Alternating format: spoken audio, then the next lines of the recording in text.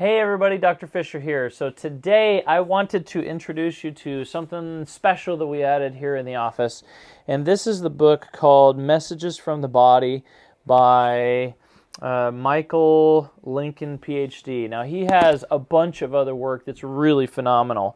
But the general idea behind this is, especially in America, anytime you have a chronic disease picture, especially where they don't really know what's going on, traditional medicine seeks to suppress the symptoms, but they don't know how to find the source of these things. Well, it's been my experience that over time, what happens is the mental emotional piece is usually the underlying issue that affects in a downstream kind of trickle way the physiology that then causes problems.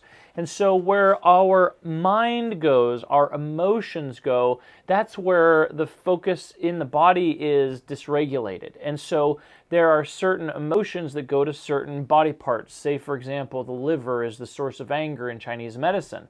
So the liver is going to be dysregulated when you're angry and resentful, for example. But in this book, this is something, when you come in for your appointments, or you can take a look at it online, come in for your appointments and look in the back in the index for what's going on with you if you want to see what might be related to and or what emotion may be related to your dysfunction or symptom or whatever you have going on. The index is quite nice, laid out in the back, so you can just come on in, take a seat a few minutes before your appointment, take a look at what your symptoms are. And today, I'm going to read to you just a few pieces and kind of let you know how this is laid out. I'm going to pick from fatigue, energy depletion, and gallbladder problems. Okay, these are really common things that I see all the time here in the office. Now, the way that this is laid out is when you find something for yourself, for example, let's say fatigue, he has it laid out where there's not only one emotion that may be associated with that particular symptom, right? So let's say, for example, fatigue. Fatigue has 1, 2, 3, 4, 5 different little sectioned areas where there's an emotion associated with it. Now, I'm going to read to you just the little short version. It's usually a couple of words or a sentence. And then there's a longer version. So I will just give you just a taste of what it looks like. So for example, under fatigue, there is downtiming, and then it has a paragraph. Why bother? And then a paragraph. So each of these are different things that could be related to the mental emotional state associated with your fatigue. Struggle addict. I'll try anything. Wiped. Okay? So for example, fatigued, wiped. Sometimes I fall into this particular category, occasionally, right? Wiped. It says they are wrestling with weariness with life and inner tiredness because of having to cope or keep going. There's a sense of being inadequate, incompetent, and ultimately uninterested. They have lost their sense of purpose, and they have gone into an amotivational syndrome.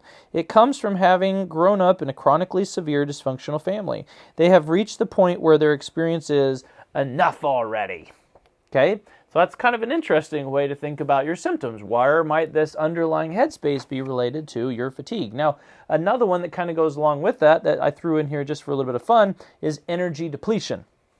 Okay, there must be some way out of here. So again, it has a little short sentence to kind of talk about the whole thing, and then the paragraph follows that. They are in effect worn down by life, and they don't want to bother with the constant effort involved in coping. They strongly want to take their marbles and go home. There's a good deal of depression, despair, and demoralizing going on here. They are the product of a completely devastating dysfunctional family. So, it's interesting to kind of contemplate how they might relate to your own experience. Does that resonate with you? Do you feel some sort of visceral internal response? If so, that may be true for you. So I wanted to do one more really quick just for fun. Gallbladder problems, because that's one that we often see in women over 40 who maybe have a little more weight than they'd like, maybe aren't exactly in the life that they want. This is a typical kind of physiological response in the health world that we see.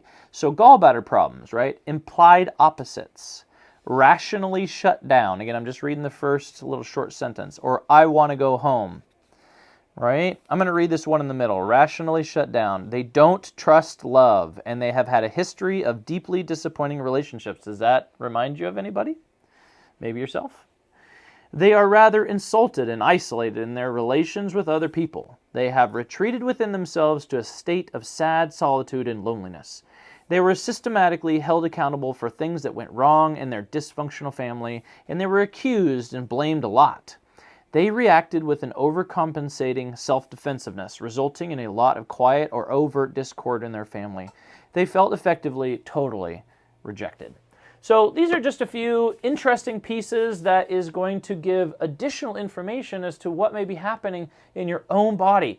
This is going to be related to what may actually be some of the core issues why you're actually having symptoms in the first place. This is that huge mental emotional piece that is not really well taken care of or well thought of. So come on in a little bit early from your appointment or a little bit after your appointment, grab the book, take a look in the back, read it, and if it feels right, if it feels related to your particular situation, bring it up in your session and your appointment, because these things really make a difference to helping you get well. And so, to your wellness, this is Dr. Fisher signing out.